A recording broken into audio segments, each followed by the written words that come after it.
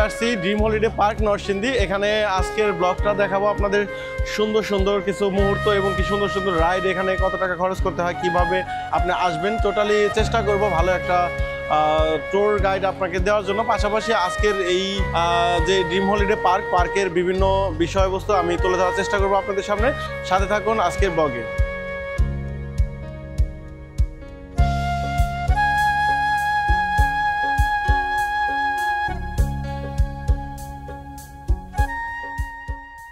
আমরা পৌঁছে গেলাম আমাদের 7টায় রওনা দিয়ে, এখন 11:30 বাজে। মিডিলে আধা ঘন্টার ব্রেক ছিল, 4 ঘন্টা মানিকগঞ্জ থেকে আমরা ড্রিম হলিডে পার্কে পৌঁছে গিয়েছি।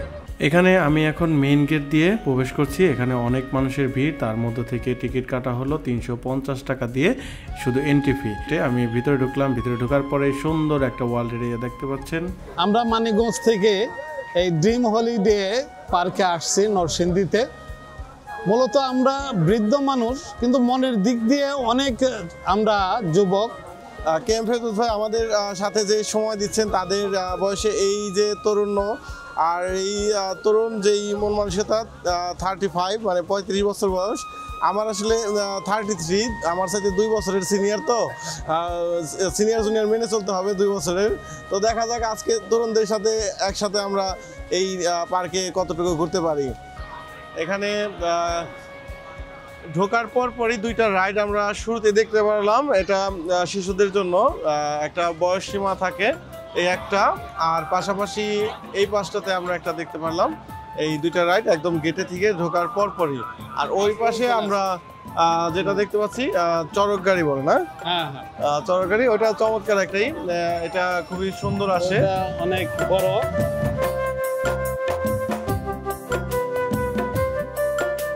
এই পাশটাতে আমরা চলে আসলাম চাইল্ড জোন। চাইল্ড জোনে কি কি আছে আমরা দেখি একটু ঘুরে ফিরে। আমরা 2জন তরুণ মানুষ ঘুরে ফিরে আজকের এই রাইডটা আমরা দেখাবো আপনাদের সাথে।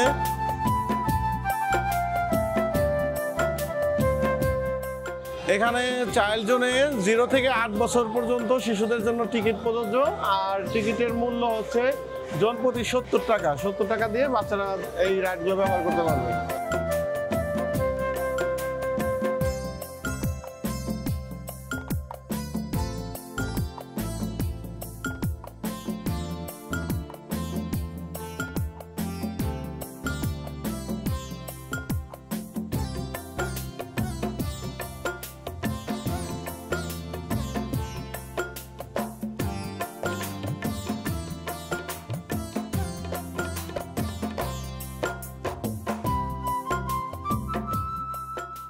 এখানে ওয়াটার পার্কের জন্য 350 টাকা প্রতিজন, এবং কি ফ্যামিলি বোট 400 টাকা 6 জনের, সোয়ান বোট 300 টাকা 4 জনের, ফাইটার বোট 100 টাকা 2 জন, সুইং চেয়ার 70 টাকা 1 জন।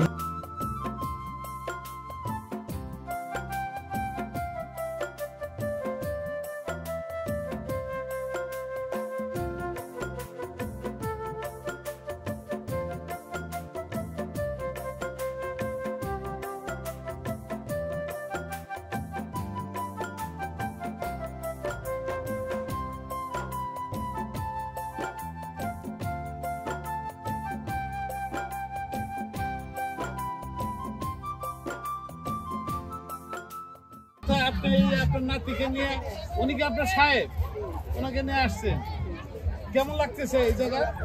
মাশাআল্লাহ।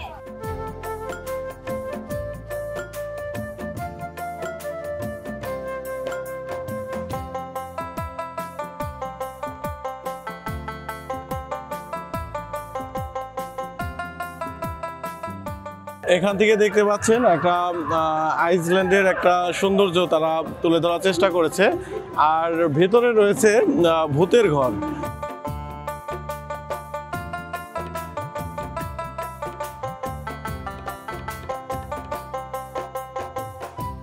এখানে আমরা দেখতে পাচ্ছি অস্ট্রেলিয়ার একটা সিগনির ভিউ তারা দিয়েছে এখানে ফিলটা, আর কিছু কিছু বিষয় ভিতরে রয়েছে সেটা শেয়ার করব।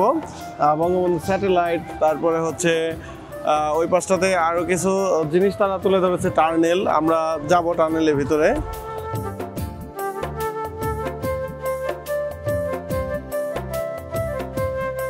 অপরূপ প্রাকৃতিক সৌন্দর্যের মধ্যে সাফারি জোন একটি এরিয়া রয়েছে। সেখানে বিভিন্ন ধরনের পশু পাখি এবং কি গাছপালা থেকে শুরু করে একটা বনের যে ফিল সেটা দেওয়ার চেষ্টা করেছে তারা। আমার কাছে এই বিষয়টা চমৎকার লেগেছে।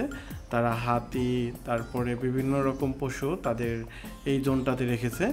তো আমার কাছে এই জায়গাটাতে ঘুরতে আমার বেশ সময় ভালো লেগেছে। এছাড়া একটা বাড়ি আছে এখানে, এছাড়া একটি ঘর দেখতে পাচ্ছেন, সেটা চায়নার স্টাইলে ঘরটা নির্মাণ করা হয়েছে। টার্নেলের আমি তলদেশ দিয়ে অন্য পারে গিয়েছি, তার জন্য টার্নেলের ভিতরে প্রবেশ করলাম। প্রবেশ করে এখান দিয়ে দেখতে পাচ্ছেন ভিতরের লাইটিং ব্যবস্থা খুবই চমৎকার।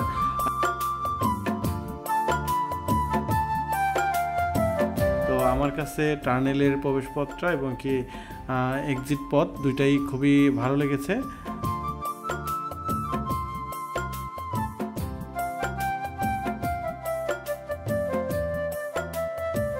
চমৎকার একটি যে দৃশ্য সেটা দেখতে পাচ্ছেন আমি পেয়েছি, সেটা হচ্ছে আদর্শ গ্রাম। এখানে আদর্শ গ্রামে চমৎকার চমৎকার আদর্শ গ্রামের যে জিনিস দরকার সেটা রেখেছে। তার পাশ দিয়ে স্পিড বোট, লঞ্চ এসব চলাচল করছে। বিভিন্ন মানুষ এই আদর্শ গ্রামটা ঘুরে ঘুরে দেখছে। আদর্শ গ্রামে আমি ভিতরে যাইনি, আমার এই ড্রোন দিয়েই মূলত আমি দেখেছি। আর ওইখানটাতে দেখেন একটা জেলে মাছ ধরছে ভেসালে, তো এইটাও সুন্দর একটা ফিল। আর এইটার চারপাশ দিয়ে ঘুরে আসতে অনেক সময় লাগে।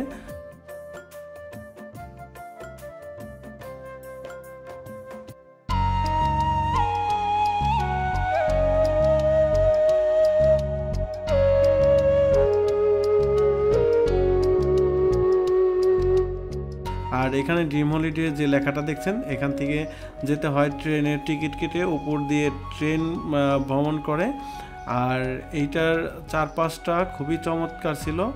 এখানে পাশে আমি যখন গিয়েছিলাম কিছু পাখি দেখেছিলাম, বিশেষ করে ময়ূর, এটা খুব ভালো লাগছে। আর এইটার কাজ চলছে, আমি এই ভ্রমণটার ভিতরে যাইনি। এখানটাতে হয়তো তারা ভিতরে কোনো একটা সুন্দর কিছু করছে। বাংলাদেশের স্যাটেলাইটের একটা অবস্থান তারা তুলে ধরে রেখেছে। এই হচ্ছে স্যাটেলাইটের অবস্থা।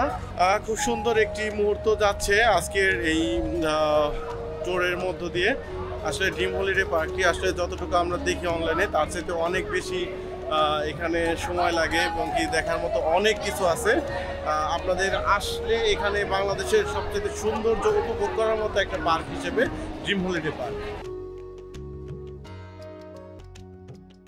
পার্কে আসার পর সুন্দর একটি মুহূর্তে 1:25 বাজে হুট করে বৃষ্টি চলে আসলো। দেখতে পাচ্ছেন এখন বৃষ্টি। ড্রিম হলিডে পার্কে একদম দেখেন সব মানুষ যার যার মতো ভিতরে ঢুকে গেছে। রাস্তাটা কিছুটা ফাঁকা হয়ে গেছে, ওই পাশটাতে একদম ফাঁকা। আর এই দিকে দেখেন টোটালি লোকজন চলে আসছে। আমরা টার্নেল দিয়ে ঢুকলেও আমরা কিন্তু বের হয়ে আসছি অন্য একটা রাউন্ড দিয়ে, অন্য দিক দিয়ে আর কি। আসলে ভাবিনি হঠাৎ করে বৃষ্টি পাবো এখানে এসে। আর বৃষ্টির মুহূর্তে সৌন্দর্যটা অন্যরকম একটা সৌন্দর্য দেখতে পাচ্ছেন। চারিপাশটা থমথমে এবং কি সবাই বৃষ্টিতে যার যার মতো দুপুরে লাঞ্চে চলে যাচ্ছে।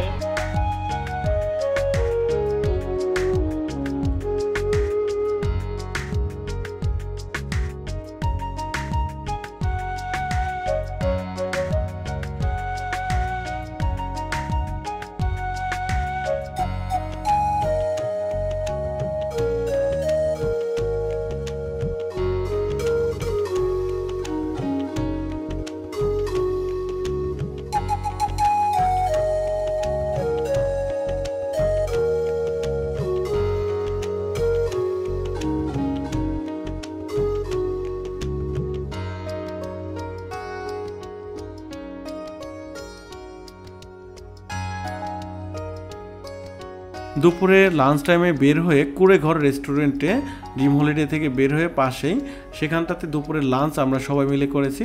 ওইখানে গরুর মাংস, ভাত, সাদা ভাত খেয়েছি।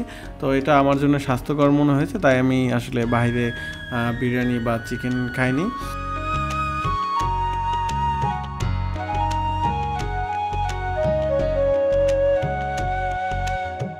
আজকের ব্লগটা আপনাদের কেমন লাগলো জানাবেন কমেন্টসে। দেখা হচ্ছে নতুন কোনো ব্লগে, ততক্ষণ ভালো থাকবেন, সুস্থ থাকবেন। আসসালামু আলাইকুম।